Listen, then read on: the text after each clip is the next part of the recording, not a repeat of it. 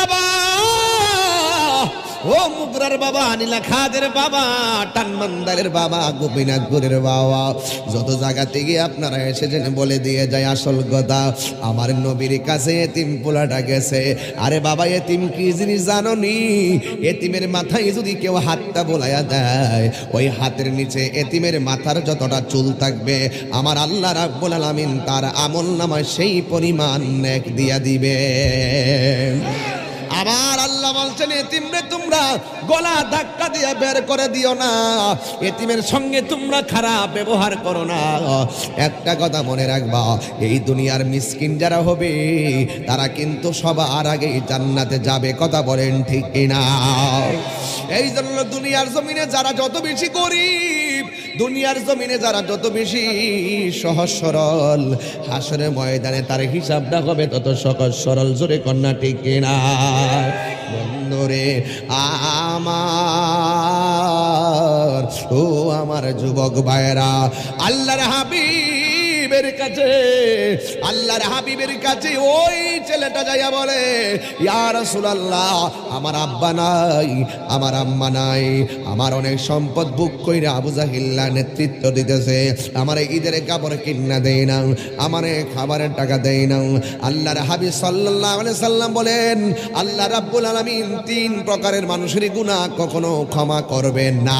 এক নম্বর যারা আল্লাহর সঙ্গে শিরিক করে, দুই নম্বর যারা মা বাবার মনে কষ্ট দেয়, তিন নম্বর যারা বান্দার হক মাইরা খায়। আমরা সমাজের ভিতরে বিচার নাই, বিচার নাই, অন্যায়ভাবে জবরদখল করে খাইতেছে, সমাজের মানুষ বিচার করতে যায় না। অথচ আমার নবী শুধুমাত্র একজন পয়গম্বর ছিলেন না, তিনি একদিক দা ছিলেন রহমাতুল লিল আলামিন, আরেক দিক দা ছিলেন রাষ্ট্রনায়ক, আরেক দিক দা সমাজ সংস্কারক। কথা বলেন ঠিক কিনা? আমার নবী এই কথাটা শুই না ঘরের মধ্যে বসে থাকে নাই, সোজা আবু জাহিল্লার বাড়িতে রওনা দিছে। আর আবু জাহিল্লা উতবা সাইবারা পরামর্শ করেছে, নবী যদি এতিমের পক্ষে মাল নিতে আসে, আপনি শুধুমাত্র অর্ডার দিবেন, আমরা নবীরে দইরা ফালামু। জোরে জোরে কি নাউজুবিল্লাহ বলা যাবে না? কাফেররা গোপনে একটা পরামর্শ করছে, ওই বাচ্চাটার সম্পদ যদি আবু জাহিল্লা আমার নবী যদি চাইতে আসে আবু জাহিল্লার বাড়িতে, তাইলে আবু জাহিল্লা অর্ডার দিলে নবীরে দইরা ফালাইব, মাইরা ফালাইব। নাউজুবিল্লাহ জোরে কন্যারে বাবা।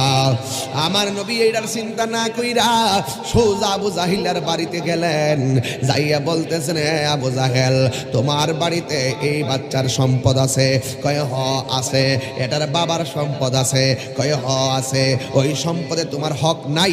কয় না, হক নাই। আর উতবা সাইবারা তাকায় রইছে, আবু জাহিল্লা অর্ডার দিলে দইরা ফালাইব। কিন্তু আবু জাহিল্লা রে আমার নবী যায়া ডাক দিয়া কয়, আবু জাহেল, তোর কাছে এই এতিম বাচ্চার হক আছে, এই টাকাগুলো, এই সম্পদগুলো তারে ফিরাইয়া দে, তার টাকাগুলো তারে ফিরাইয়া দে, তাকে বসবাসের অধিকার দে। আবু জাহিল্লা কয়, দিতাছি। আবু জাহিল্লা কি কয়? দিতাছি, দিতাছি। এখন উতবা সাইবারা কি তারে ঘুরে গেছে গাদি, ঘুরে গেছে গাদি, কি তারে বুঝলাম না।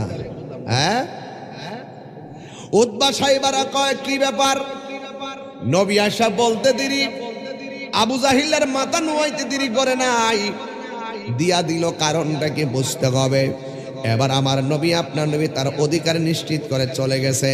উতবা সাইবারা আবু জাহিল্লারে ডাক দেখে, কি তা লিডার, আপনি কি নবীর কাছে কি মাথা নোয়াই লাইছেননি? আপনি কি নবীর প্রতি দুর্বল হয়ে গেছেননি? আবু জাহিল্লা কয়, কি কষ্টরা, আমরা তো মনে করছি নবী সম্পদ চাইলে আপনি অর্ডার দিলে আমরা দইরা ফালামো, কিন্তু আপনি অর্ডার না দিয়া নবী যেমনে যেমনে কথা কইছে আপনি হ হ করছেন। এটার নাম হলো ওয়ানুসরিতু বিররুবে, এটার নাম ওয়ানুসরিতু বিররুবে। কারণ নবী আসবার আগে তার অন্তরে ভয় তৈয়ার হয়ে গেছে। এটা সবার অন্তরে আমার আল্লাহ ভয় দিয়া দিয়েছেন। কথা কোন ঠিক কিনা? এই জন্য নবীরে গাছতলায় একলা পাইও মারতে পারে না।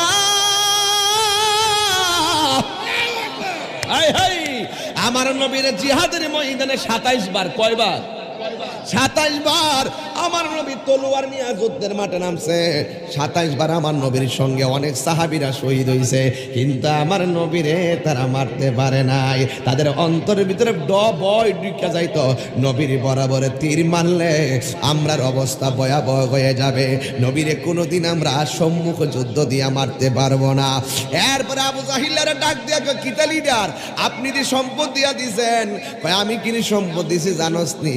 তোরা তো জানোস না, যদি জানতে চাস আমার চোখটা নিয়ে তোদের চোখের গোড়ার মধ্যে লাগা যে একটা খেলা আমি দেখছি। কি খেলা দেখছেন? কয়, নবী যখন আইসা কইছে এতিমের মালটা ফিরাইয়া দেওয়ার জন্য, আমি নবীর দিকে তাকায়া পিছন দিকটা দেখতেছি, এইভাবে দুইটা সাপের মতন দাঁড়ায় গেছে, এইভাবে সোয়াল হইয়া দাঁড়ায় গেছে। আমি যদি না করতাম আমার মাইরা ফালাইতো। জ্বালা জোরাহে না, জ্বালা জোরাহে না রে, জ্বালা জোরাহে না না রে। ও গো যার জ্বালায় কে সে জানে, মনের জ্বালা বুঝবে কে মুর্শিদ বিনে। কথা কোন ঠিক না? হয়তাম যদি মনের কথা খুইলা কইতাম নিরলে, মনের জ্বালা বুঝবে কে মুর্শিদ বিনে। ঠিক কিনা রে বাজার?